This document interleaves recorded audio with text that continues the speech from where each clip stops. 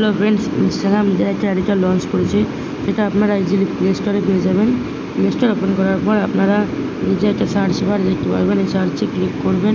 সার্চে ক্লিক করার পর আপনারা এখানে সার্চ করবেন এডিটস, EDITS এডিটস। তারপরে আপনারা 2 নম্বর যে অ্যাপ্লিকেশনটা, এই 2 নম্বর অ্যাপ্লিকেশনটা ইনস্টল করে নেবেন।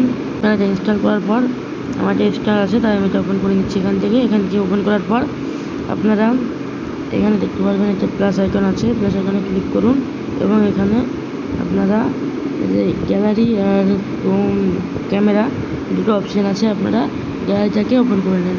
তারপরে আপনাদের এখানে গ্যালারি ওপেন হয়ে যাবে। আপনাদের যে ভিডিওটা সিলেক্ট করার ইচ্ছা হবে সেটা আপনি সিলেক্ট করে নেবেন। আমি এখানে ভিডিওটা সিলেক্ট করে নিচ্ছি। তারপরে আপনি এখানে দেখবেন একটা চিহ্ন আছে, এখানে ক্লিক করুন। এখানে ভিডিও আপলোড করা হয়ে গেলে ভিডিওটাকে এক্সপোর্ট করার জন্য উপরে একটা অপশান আছে, এক্সপোর্ট অপশান।